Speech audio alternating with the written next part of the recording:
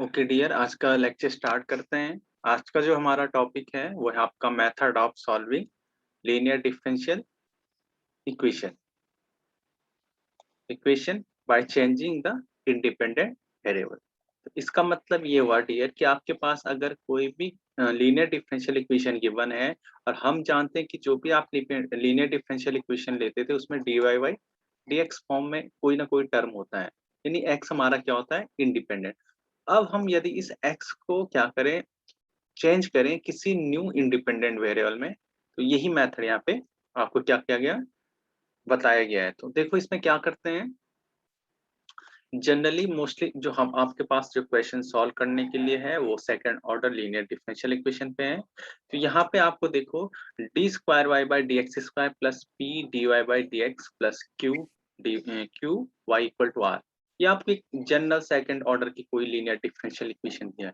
अब बेसिकली ये मेथड कब यूज किया जाता है, तो ये मेथड यूज किया जाता है जब p फंक्शन हो किसका, x का, एंड q भी फंक्शन हो आपका x का, और r भी फंक्शन हो आपका x का।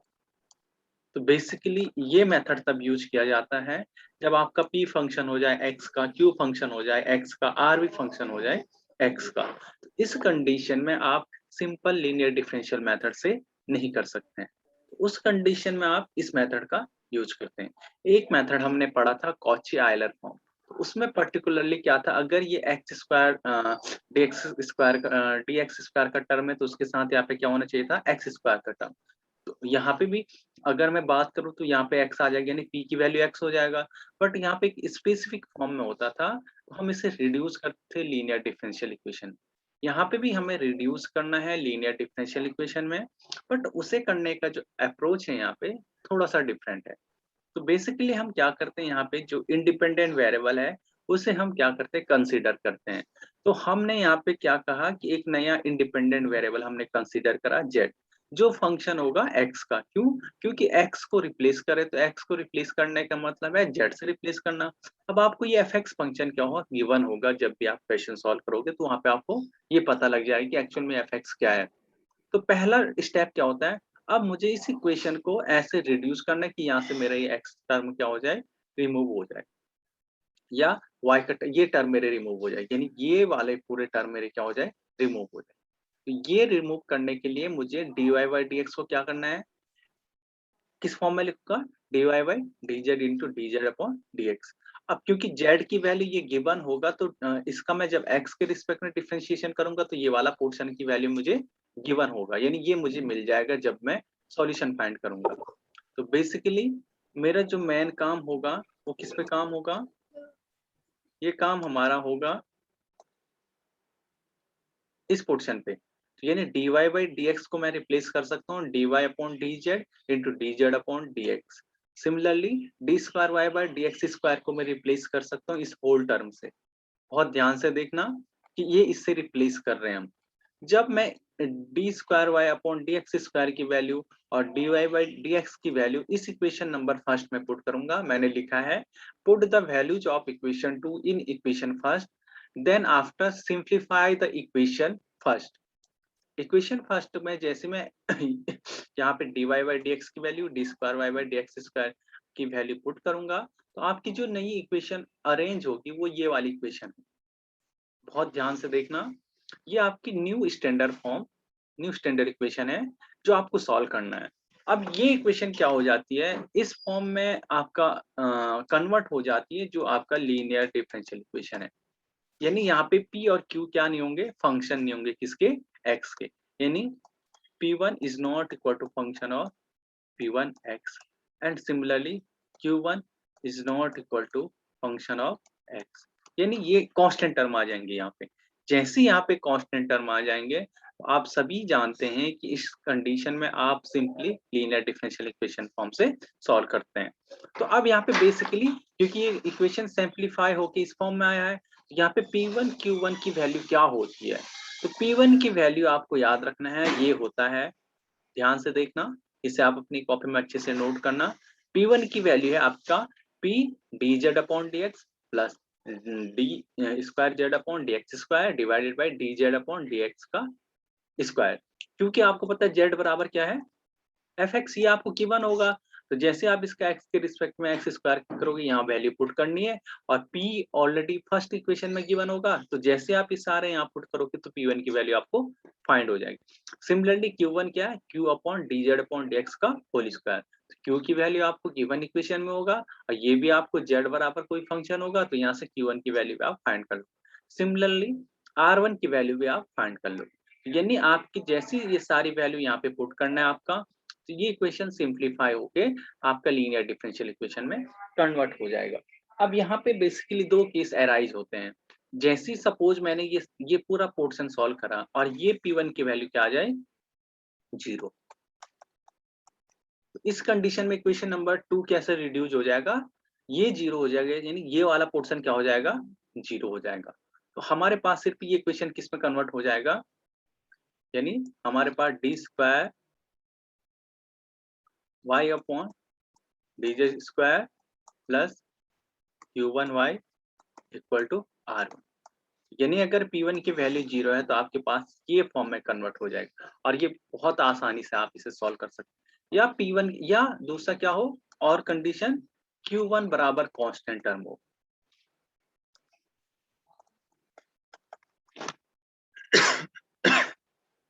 q1 बराबर क्या हो, कांस्टेंट।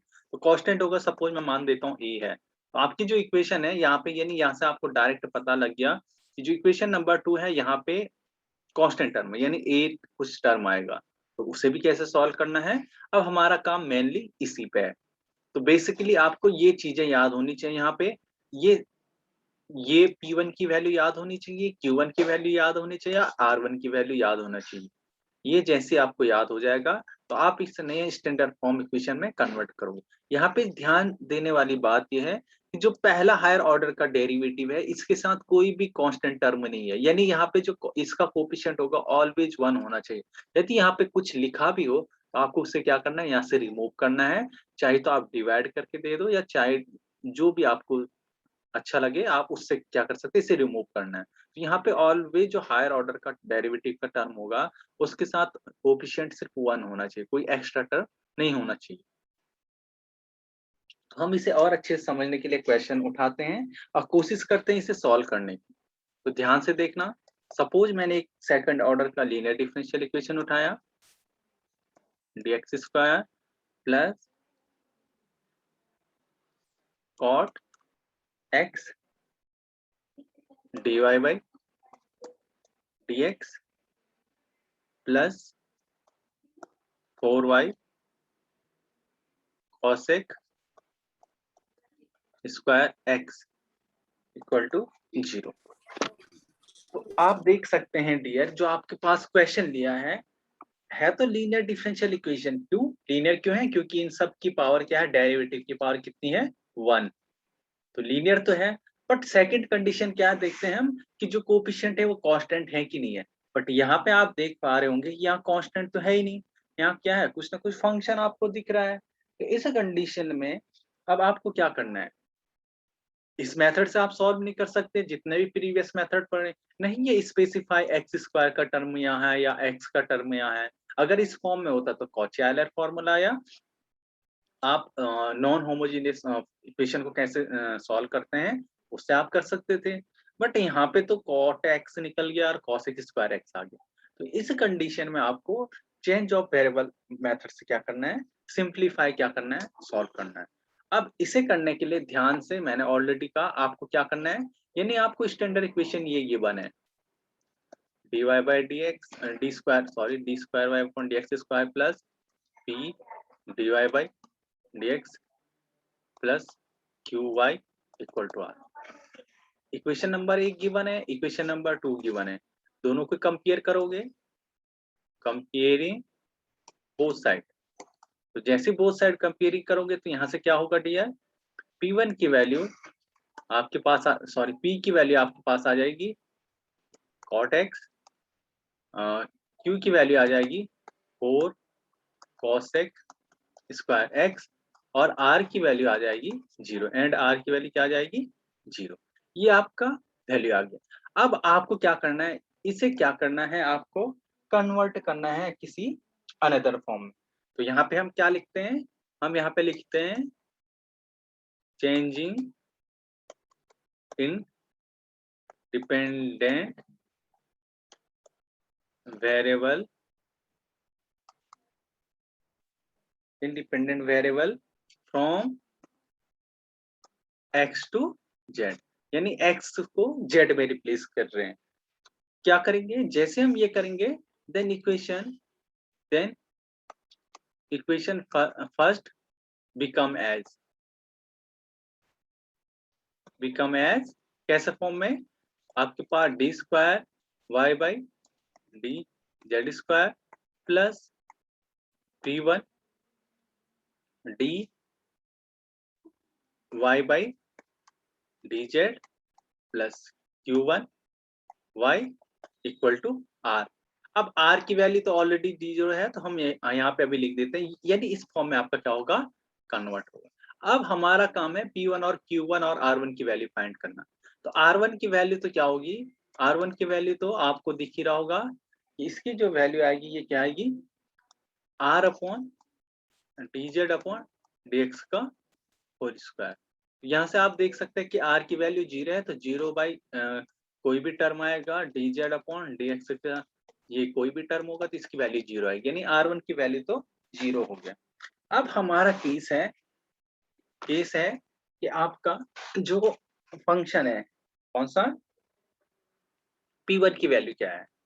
तो देखते हैं क्वेश्चन नंबर फर्स्ट में पहला कि P1 बराबर क्या होता है, ये आपका फॉर्मूला क्वेश्चन नंबर फर्स्ट कह रहा हूँ मैं, केस फर्स्ट में P1 की वैल्यू क्या है।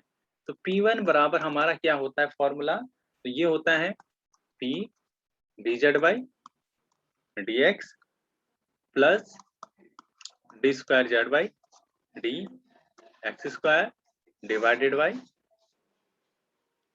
D Z by D x का होल स्क्वायर। ये आपका बेसिकली क्या है, P1 की वैल्यू। अब मैंने आपको बताया था कि यदि P1 की वैल्यू 0 हो जाए तो फिर क्या होगा।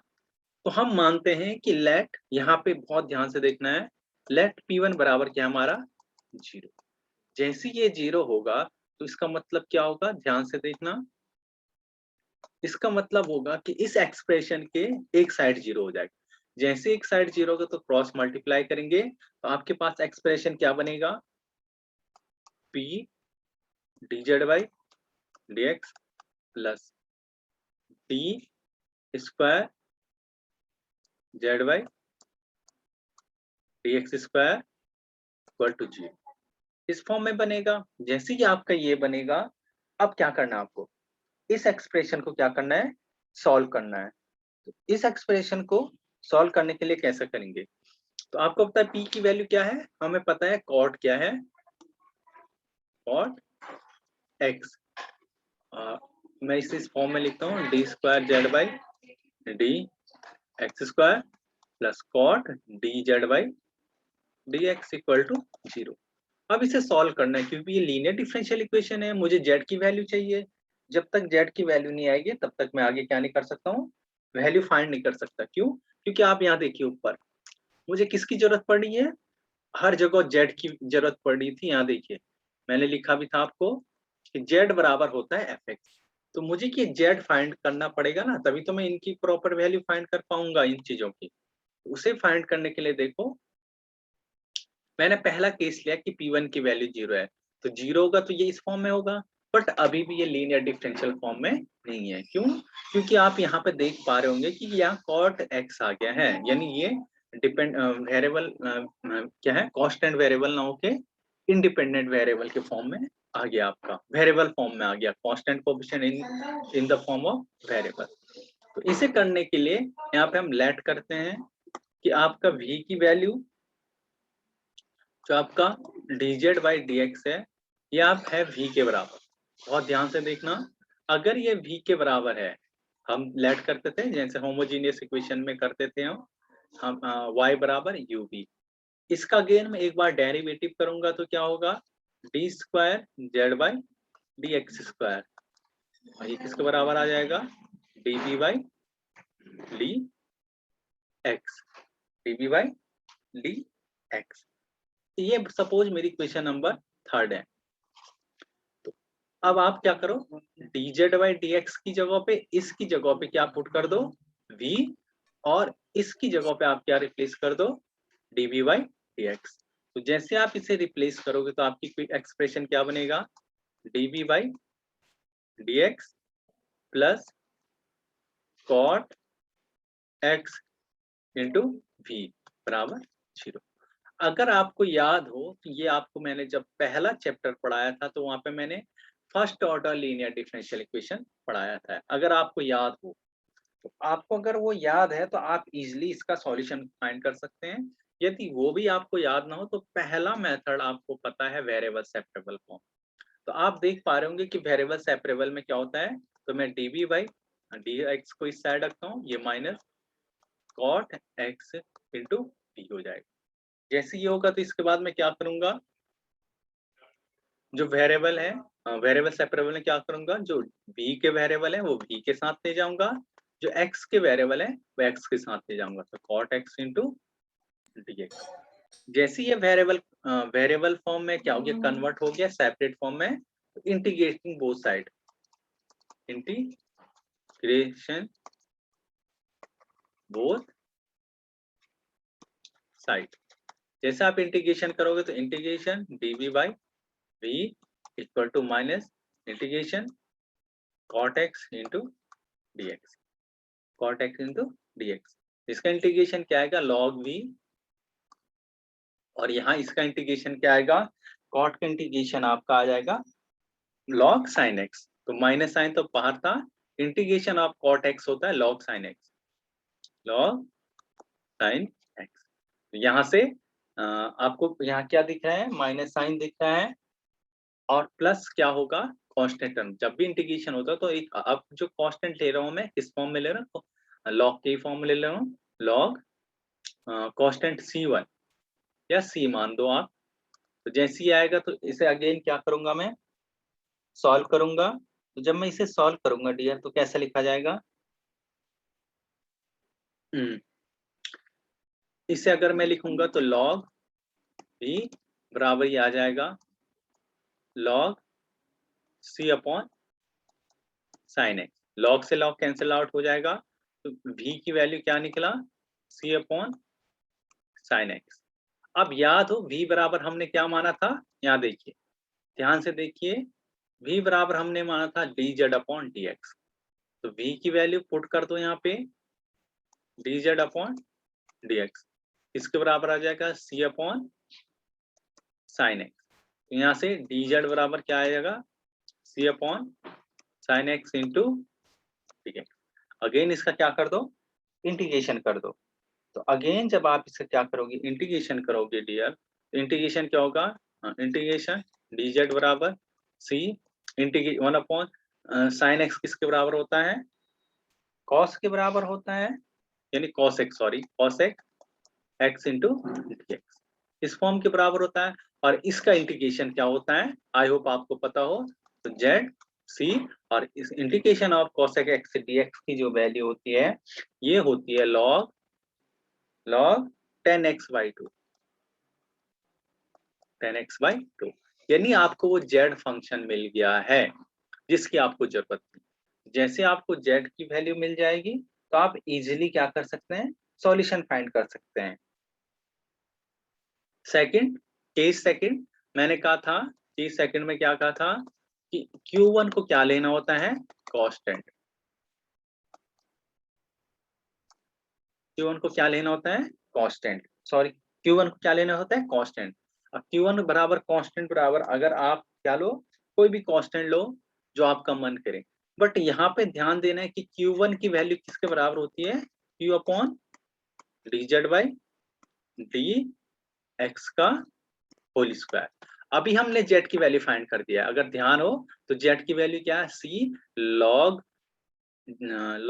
10x/2। तो यानी यहाँ से dz बाई dx की वैल्यू कितनी होगी, जब आप इसे सिंप्लीफाई करोगे, यहाँ से आप इसका क्या करोगे, dz बाई dx करोगे, तो इसकी वैल्यू क्या आएगी, तो इसकी वैल्यू आप देख सकते हैं कि इसकी वैल्यू क्या करोगे, जब आप इसे सिंप्लीफाई करोगे तो इसकी वैल्यू आपकी आएगी c लॉग की वैल्यू क्या होगी, सी, इसकी वैल्यू क्या आएगी, सी, इसे जब आप सिंप्लीफाई करोगे तो इसकी वैल्यू, इसका sir differentiate c by tan x by 2 into sec square x by 2 into sec sec square x by 2 into x 1 by by 2 into 1/2। into 1 by 2। अब आपको क्या करना है, इसकी वैल्यू फाइंड करना है, ये मैंने सपोज फाइंड कर दिया है। अभी से अगेन आप सिंप्लीफाई करोगे तो ये सिंप्लीफाई होके आपको कुछ एग्जैक्ट वैल्यू देगा। तो मेरा बेसिकली काम क्या है, आपको बताना कि ये कैसे निकल रहा है। Q1 की वैल्यू, सपोज Q की वैल्यू आपके पास ऑलरेडी ऊपर गिवन था। Q की वैल्यू आपको यदि याद हो तो Q की वैल्यू थी cosec 4 cosec स्क्वायर x, और इसकी वैल्यू जब आप इसे सिंप्लीफाई करोगे, यानी ये इसे सिंप्लीफाई करो, ये तो सिर्फ dz बाई dx की वैल्यू आया, और नीचे क्या है, इसका होल स्क्वायर है। जैसे इसका dz बाई dx का होल स्क्वायर करोगे तो ये क्या होगा, ये सिंप्लीफाई हो जाएगा। और ये जैसे सिंप्लीफाई होगा डियर, मुझे यकीन है कि आप इसे कर दोगे। तो मैं यहाँ पे इसका डायरेक्ट वैल्यू लिख दे रहा हूँ। इसकी जो वैल्यू आएगी डायरेक्ट, ये आएगी आपकी समथिंग सी स्क्वायर cos स्क्वायर x। और जैसे आप इसे सॉल्व करोगे तो देखो ये इससे कैंसिल आउट हो जाएगा, यानी Q1 की वैल्यू क्या आ गया, 4/c²। यानी जो कांस्टेंट हम यहाँ मान रहे थे, देखो मैंने कहा था ना Q1 क्या हो, कांस्टेंट हो। तो कांस्टेंट कैसे निकला, जब हमने q/dz/dx का होल स्क्वायर को क्या करा, सॉल्व करा। तो अब हमारे पास P1 भी निकल गया, Q1 भी निकल गया और R1 भी निकल गया। इन सारी वैल्यूज को आपको क्या कहाँ पुट करना होता है, इस इक्वेशन में। मैं ध्यान से दिखा दे रहा हूं आपको, इन सारी चीजों को आपको पुट करना है जो मैंने न्यू स्टैंडर्ड इक्वेशन बनाया था ये। तो आप इसे इक्वेशन नंबर ए दे दीजिए। यहाँ देखो आपने Q1 भी फाइंड कर दिया है, P1 भी फाइंड कर दिया है और R1 की वैल्यू भी फाइंड कर दिया। R1 की वैल्यू 0 है, Q1 की वैल्यू अभी आपने निकाल दिया 4/c² निकला है, और P1 की वैल्यू क्या निकला है, P1 की वैल्यू भी हमने निकाल दिया है। तो देख सकते हैं आप कि जो आपकी वैल्यू आई है वो क्या आया है। यहाँ पे इन इन सारी वैल्यूज को पुट करने का अर्थ लिखना, putting all values in equation A. तो इक्वेशन ए में आप जब ये सारी वैल्यूज पुट करोगे तो आपका जो इक्वेशन रीराइट हो जाएगा। इक्वेशन जो आपका रीराइट हो रहा है, यानी आपको पता है P1 की वैल्यू आपने 0 माना है और Q1 की वैल्यू आपके पास है 4/c²।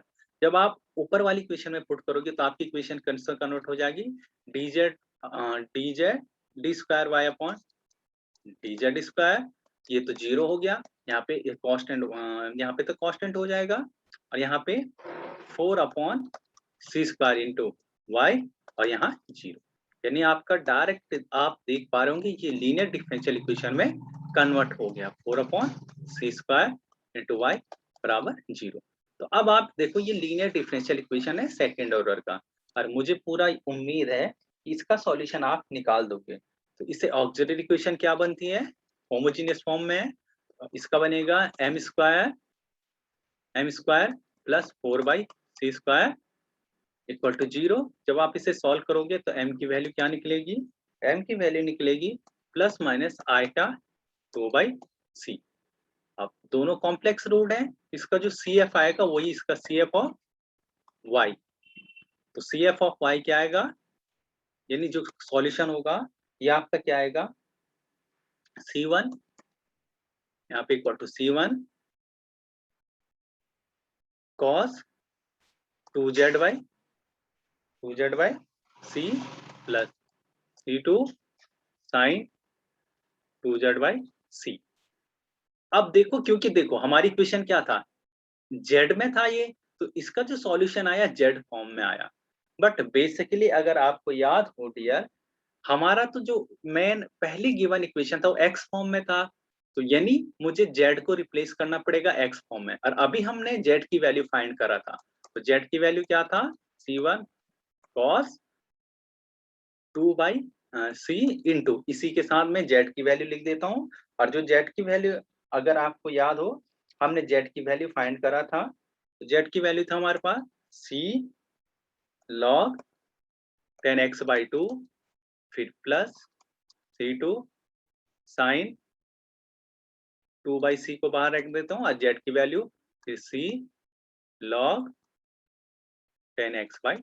तो आप देख सकते हैं आखिर में जो लास्ट में आपका जो सॉल्यूशन भी आया y का, वो x के ही फॉर्म में आया, भले यहाँ पे CF मेरा z फॉर्म में आया। ये z मैंने फाइंड कर दिया था डियर, वो फाइंड करने के बाद आप यहाँ पुट कर सकते हैं और आप इजिली इस इक्वेशन का सॉल्यूशन फाइंड कर सकते हैं।